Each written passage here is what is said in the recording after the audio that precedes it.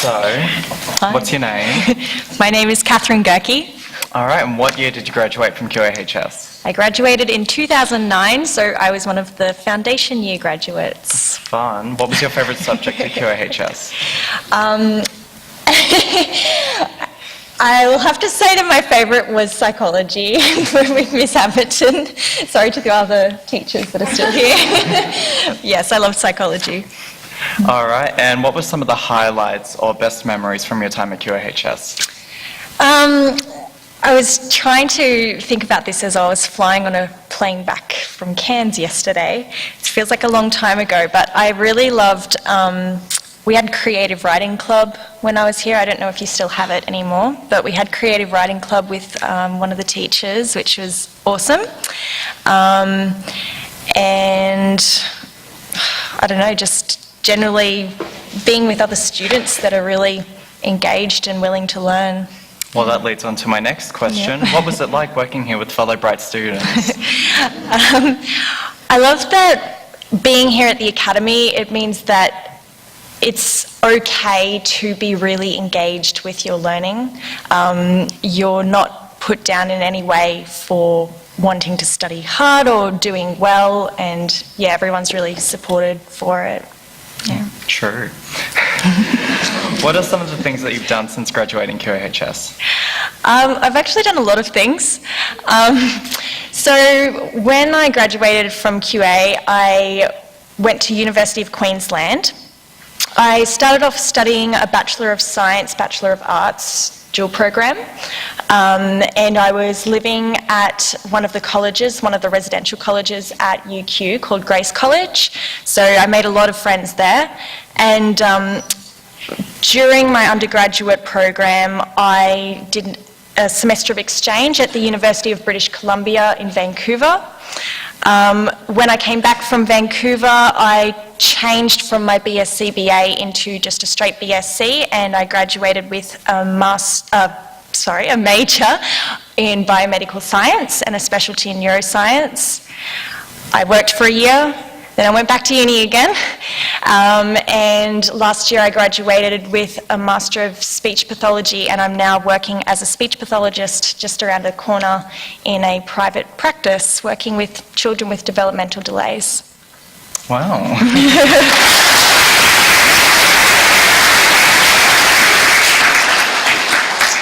All right, so what would you say were the best learnings from QAHS for uni? It's a hard question. I'll just check my cheat notes that I wrote. Yes, of course. One of the things that I learnt was how to socialise better, actually. So the school that I was at before QA, I was, one of the nerds. And so coming here to QA, I made a lot of really good friends, and was able to be confident in the fact that I was a good student and willing to learn. So that was a good thing that I learnt.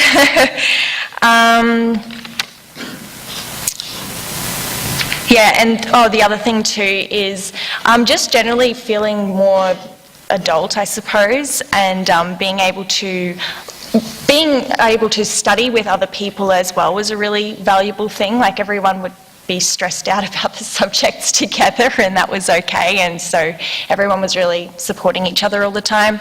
And that's something that does carry over at uni as well, because everyone's stressed. And so everyone sort of will study together and share information about the different courses that you're doing, and working together. Oh, sounds nice. Do you think the IB has been helpful for your university work? It was helpful initially when I first started at uni. So in first year, I think it was a bit of a bludge year for me compared to a lot of other students coming from OP schools, just because I was used to how much work you have to do. And also the way that the grading system is set up in IB, because you do have that sort of 1 to 7 scale for each of your courses, and you're working to learning criteria and knowledge-based criteria. At university it's a similar sort of setup. That being said though, you have to be careful not to become too complacent. So in my first year, like I said, it was really quite easy in comparison to doing IB. And so in my second semester of uni, I didn't study as much as I should have for one of my subjects, and I didn't do so well because I was like, oh, I learned about that in HR biology. And yeah, I didn't remember it when I came to the exam at uni. So it's like IB sets you up well initially when you first start at uni, but you have to maintain the flow, I suppose. And obviously uni is going to create other unique challenges, and the course content is still hard, so you will need to study as well in that regard. Yeah. All right, and last question. If there was one tip you would like to share with our current QAHS students, what would it be? So my tip that I feel quite passionately about is to do what you're interested in. When I first started at uni, when I was choosing what to study at uni, it was quite a stressful experience for me because I felt a lot of pressure knowing that I was a high-achieving student, and I always had been, and you know, everyone just assumes like you're going to study, you know, medicine or law or something like that, and I felt a lot of pressure personally because I didn't want to waste an OP1, which is, when I look back now, it's like a bit of a strange way of thinking, because when you're going into uni, you know, you may feel this pressure on yourself or externally, whether it be from your family, your friends or the school, you know, about what kind of course that you should be studying. But ultimately, when you get to uni, it's a lot of hard work. And when you're studying at uni and you've got a lot of hard work to do that you have to do for years and years, if you're not interested in what you're studying, it's going to be a lot harder. And when I first started, you know, I chose a BSc BA because I thought science, you know, it was kind of interesting, but I also really liked the art side of things, and I kind of was tempted to just study a straight BA because I wanted to study Japanese, actually, and psychology. And I went with the BSc BA, graduated with that.